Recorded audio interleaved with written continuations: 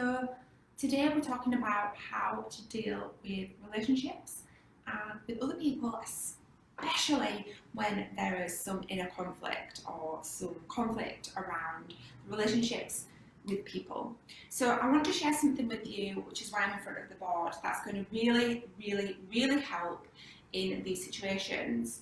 So what we're talking about really then is, how do I deal with relationships? How do I deal with relationships, especially when there's some conflict in the relationship?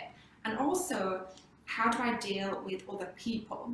So this could be, it could be your children. So I've got a 2-year-old and a 4-year-old. I had to think about that then. My 4-year-old's turning 5 in a couple of days, and there's some conflict, especially at the moment during the lockdown, around me being there with them full time and schoolwork. And I'm sure that a lot of people can relate. So this technique is really going to help with this.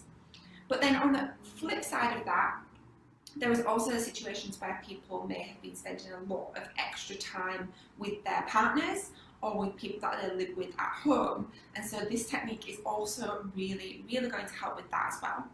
So this technique that I'm going to share with you now is going to really support you basically to see relationships with people in a different light, maybe open up and see different lights or different perspectives, and help really make relationships stronger, and help remove that inner, maybe there might be an inner turmoil that you feel, or an inner feeling that you want to release or remove. It might be a negative feeling.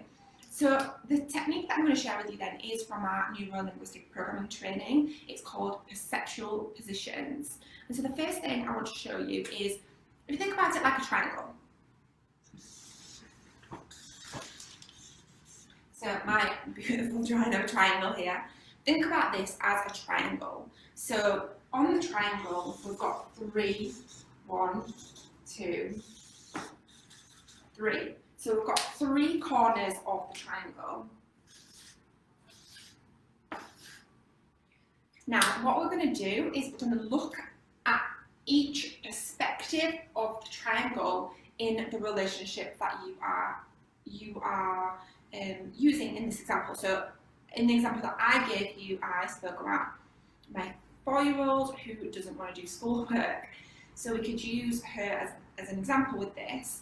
So number 1 is me. So number 1 is me. So I'm looking through my own eyes as me, as I'm feeling and thinking right now. Number 2 is my little girl.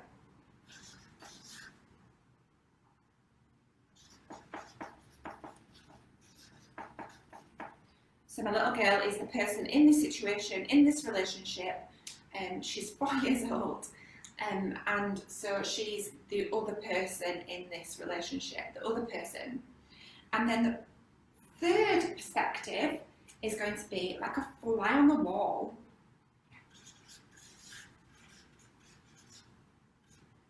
A fly on the wall.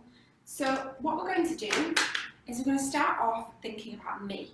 So number 1, me. So I'm looking through my own eyes in this situation. My child is not wanting to do schoolwork. There's some conflict around her listening and behaving, and within me. So this is about me.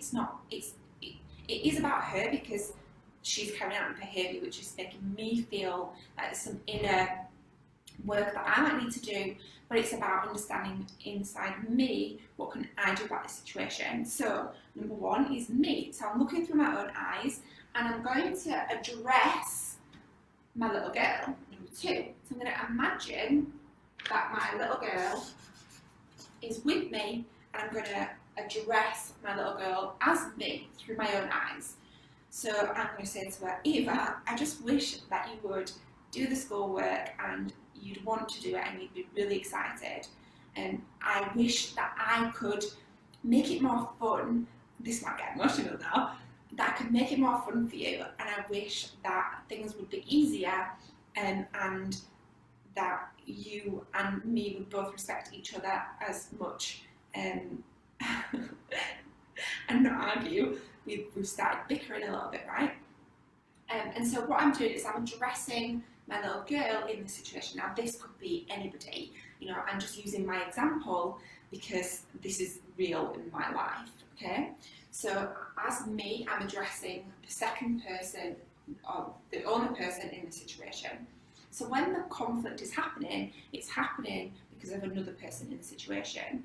Now we've had examples in the past with practice students, when students have been practicing this technique, or with clients, where it might be a next door neighbour, or it might be someone at work, or it might be a relationship that you're in or a partner. This is really good for a marriage, and this is used a lot in relationship coaching.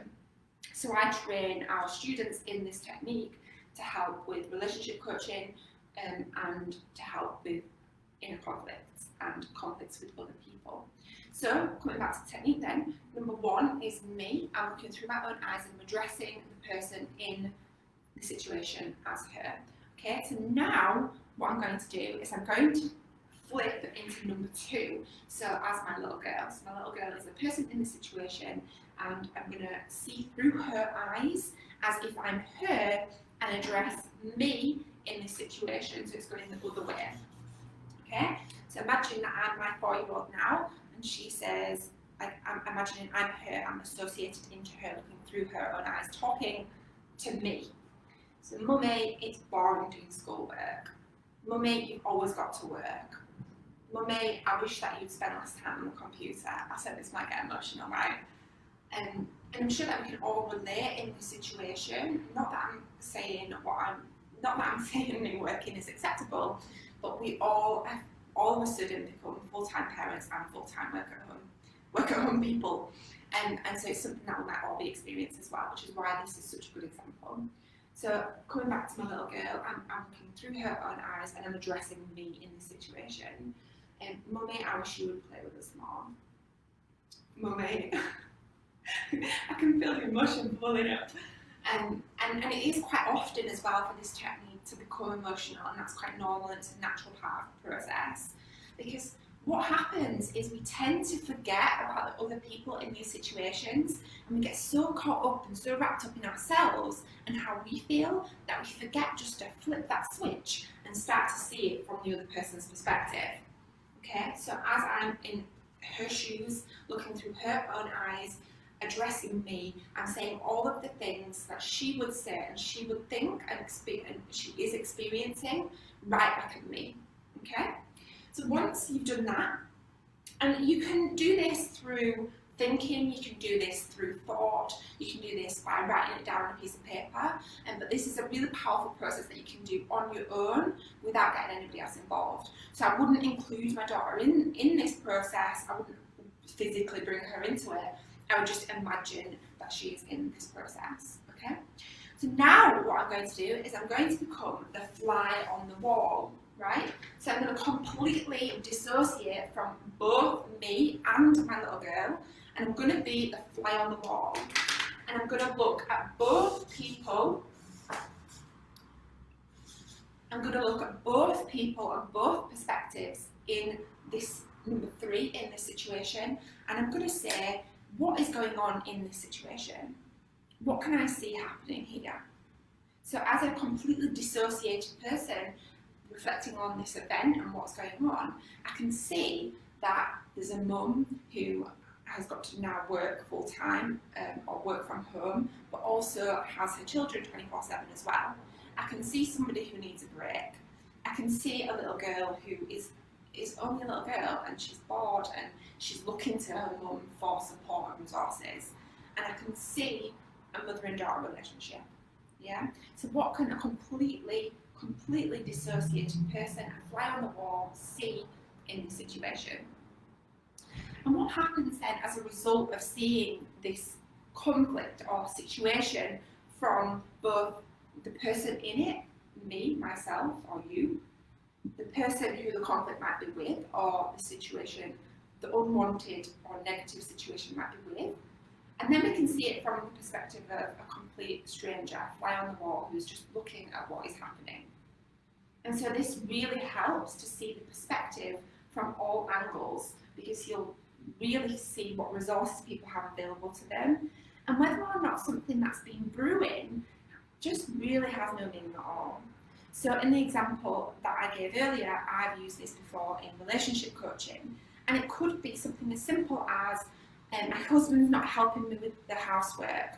And when you dive into this process and you see it, you could be you as the person who needs help. The second person would be the husband in the situation, and the third person would be the fly on the wall, seeing it from both perspectives. Yeah? Okay. So that is a really powerful technique to just help resolve any inner negative feelings, any inner conflicts around other people. It's really helpful to use in relationships. It's really helpful to use if you ever feel like there's some negative energy or if there's some unwanted energy around some situation or some event or a relationship in life. So it's good to use with family, with friends, with work colleagues, with neighbours. We've had people use it with neighbours before, and any situation where there might be some unwanted feelings. And so that's it from me today.